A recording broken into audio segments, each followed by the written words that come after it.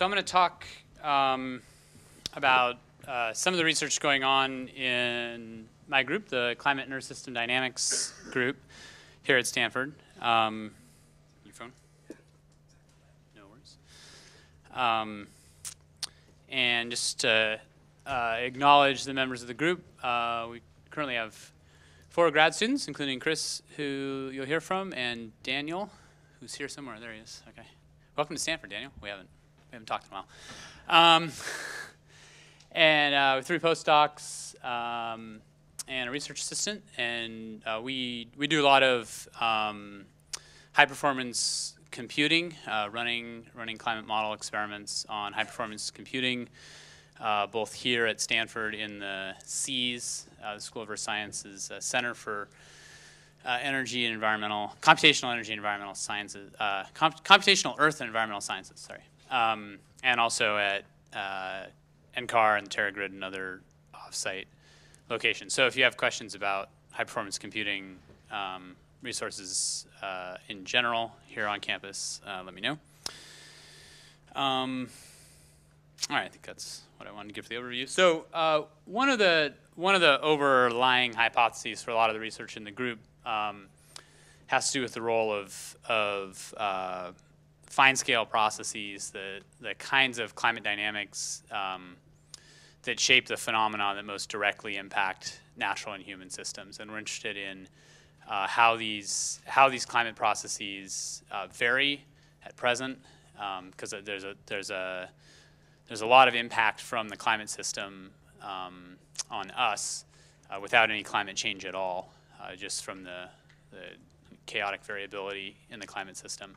And we're also interested in how these processes respond to changes in radiative forcing, such as increasing greenhouse gas concentrations. And we were told that you would all be familiar with climate change and the human role in climate change. So I'm going to skip over that for now. If you object to that stipulation, stand and scream now. Ah, okay, excellent. Well, all right, if you got it from Chris, then I agree completely with whatever he said. So I guess I would argue, in terms of in addition just to the scientific interest, that understanding the role of the climate dynamics that really that shape these climate phenomena. So the local scale climate phenomena, very acute short time scale events. Understanding how these processes respond to changes in radiative forcing is critical for decisions that are being made about climate change, both from the adaptation perspective in terms of what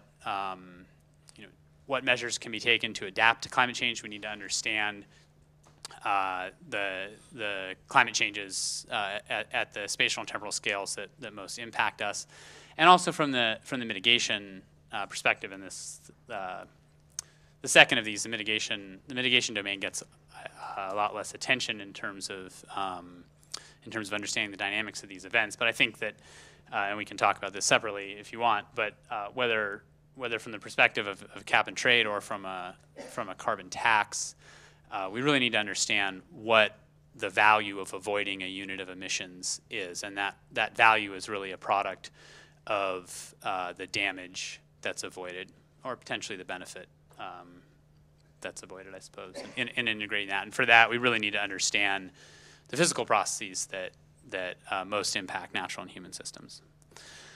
So most of the work in the group is done using climate models, and I'm going to assume that you're familiar with these. But most of the climate model experiments that you see in the literature are performed using global climate models, general circulation models, and these are fundamentally based on the laws of physics, although we can't resolve all of the physics at all time and space scales for the entire globe. So there is quite a bit of what's called parameterization that's used. We can talk about that offline if you like. My group also does a lot of high-resolution climate modeling, and much of this is through nesting, where we nest a higher resolution grid within a global climate model. And this is very computationally expensive, but it allows us to get closer to the spatial and temporal scales that we know are important for natural and human systems. And we're doing this high resolution modeling over a number of regions of the globe. Chris is leading the work over Africa, Chris Skinner. And yeah, so I guess I'll try to think of what else I have in there, but I'll show some results for the US in a minute. So basically we take a global climate model and we nest over the region of interest at higher resolution. No one would nest if they were trying to address this problem in an ideal way. Okay, so nesting is not an end in and of itself. The problem is that we're computationally limited. In a few areas we're intellectually limited in terms of resolving the scales that we're interested in. But it's mostly, at this point, it's mostly computational limitations, so we have to, I don't want to say cut some corners, but we have to deal with the resources that we have available, and nesting is an efficient way. But we're certainly moving towards global high-resolution modeling as well. All right, so one question that we might be interested in is how quickly can severe climate change emerge as greenhouse gas concentrations increase? And if we look at the global temperature projections from the IPCC 2007 report, this is the A1B scenario, which was kind of at the point that this assessment was done was kind of the middle of the road of plausibility scenario. What you see in black is the historical global temperature record, and then the purple is the suite of calculations of temperature. And this is as an anomaly from the late 20th century baseline. And what we see is that the calculation of global mean temperature matches the historical record quite well, and then going forward into the future, in this scenario, we see increasing global mean temperature, and as we go further into the 21st century, the spread within these calculations with different models increases, and we can talk about that uncertainty if you want. So how many of you are aware of the Copenhagen Accord that was agreed upon? All right, so some.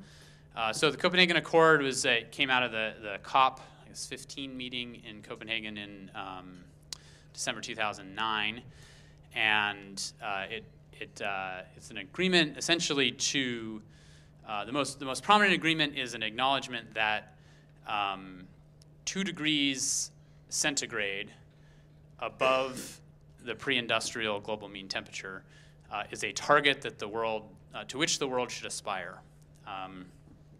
And there are some statements about scientific agreement that are in the Accord, and I'll save my comments about the level of scientific agreement for a little later. But the point is that the world community has agreed on 2 degrees C above the pre-industrial as being a target to which world government should aspire. So the warming, I don't have the figure here, but the warming from the pre-industrial through the 20th century is on the order of 0.8 degrees C, and this is unconveniently these temperatures are above a later baseline, so the late 20th century. But you can add something on the order of 0.8 C to these numbers to get in your mind the anomaly above the pre-industrial baseline, but somewhere out in around 2040, we're crossing that 0.8 plus 1.2 threshold in this scenario. So bear that in mind. All right, so we have this question of how soon might severe temperature emerge, and so this is a figure from a paper that we published a couple months ago in Climatic Change, and what we're showing here is, I lost my season, sorry. The left is December, January, February, and the right is June, July, August. And what we're showing here is the date of permanent exceedance of the historical maximum seasonal temperature. So if we look back in the second half of the 20th century or the late 20th century, depending on, we've done it a few different ways. And we just find for each part of the planet the warmest season that occurred during that historical period.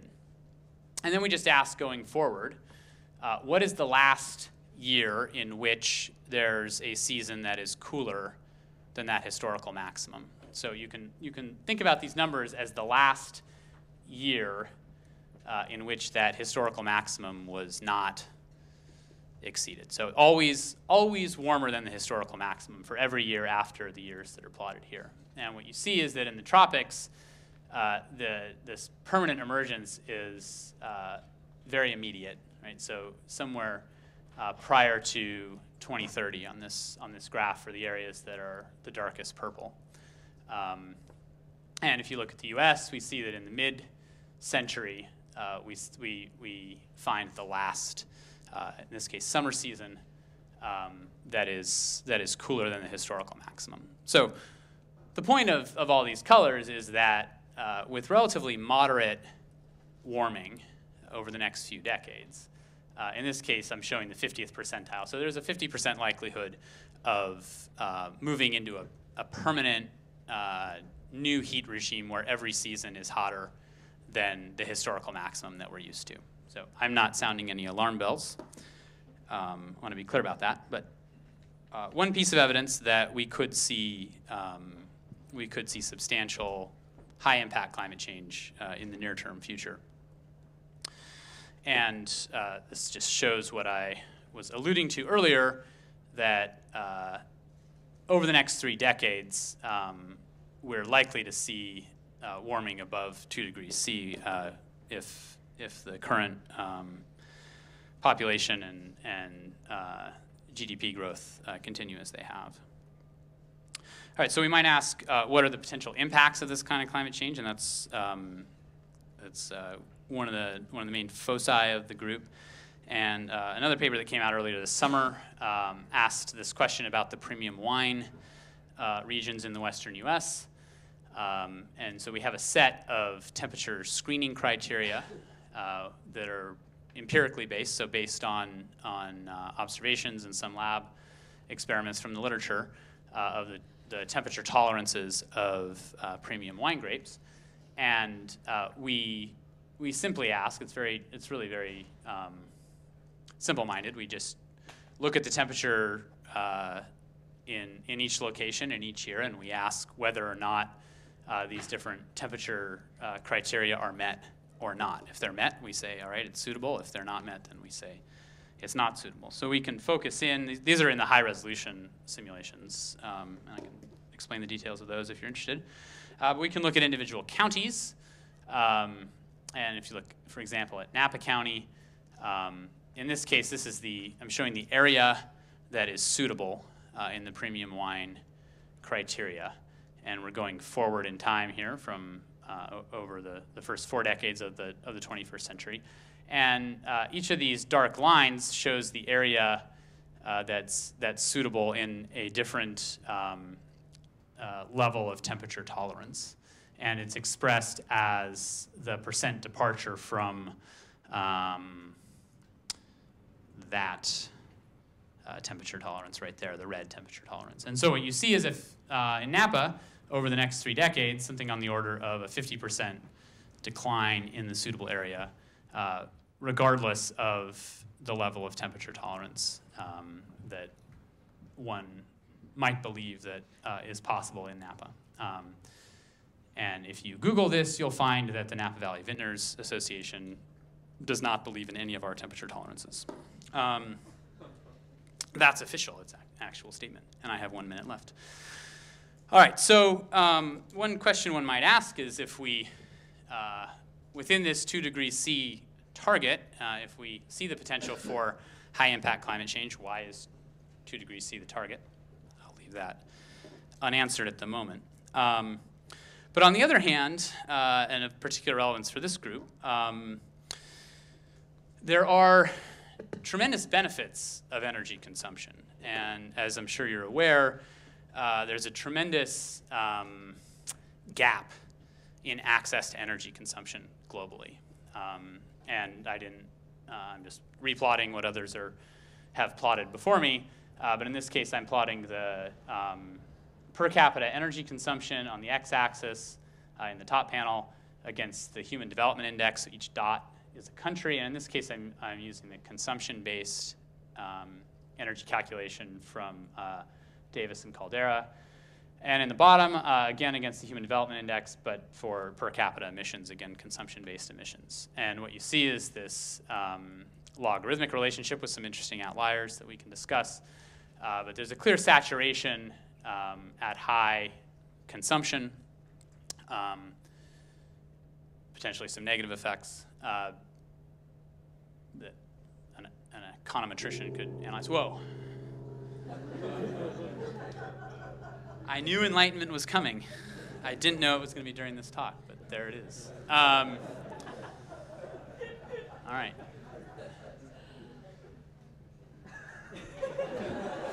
I've completely lost my focus in a really good way. All right, so the question I have is how do we ensure that everyone in every one of these countries has access to the level of energy resources that that is required for a minimum acceptable level of human well-being? And I realize that just those 4 or 5 words together, minimum level of acceptable well-being, is a whole question in and of itself. But we could say, what about if they had the access to energy resources that I have? So what I'm plotting in the top is just the change in global greenhouse gas emissions if we elevate everyone in all of the countries with a Human Development Index of less than 0.9. So that's throwing out the top 28 HDI countries. And we just set those top 28 countries to 0. So you and I and everyone else in the US and France and Germany and all the top 28 never emit anything ever again, and at least of CO2. And we just add up what the increase would be if we elevate everyone else in the world to our level. So here the US, that's our level right there, the red dot with the US and the arrow pointing to it. If we elevate everyone to that level, we're looking at an increase on the order of 17 USs. And you can see Japan, if we elevate to the level of Japan, it's less, but still substantial. And here's the map of where these where the increase in emissions is concentrated. And the point that I just want to make in closing here is, from the energy perspective that, and the climate perspective, is that there really is an important nexus. And we can talk about the ethics, but I don't think that we can avoid the demand for increased human well-being. And as you know, there's a very small fraction of Earth's population using a very large fraction of Earth's energy resources. There's tremendous human poverty that results from that gap, from the energy poverty that most people in the world experience. And whether one agrees with the ethical perspective that every human is entitled to achieve a level of well-being, my view at least is that there's certainly a momentum towards pursuing that well-being. And so the real question to me is not how do we avoid climate change, but how do we ensure an acceptable level of well-being for all humans while not doing irreparable damage to the climate system and the natural and human systems that are influenced by it. So thank you.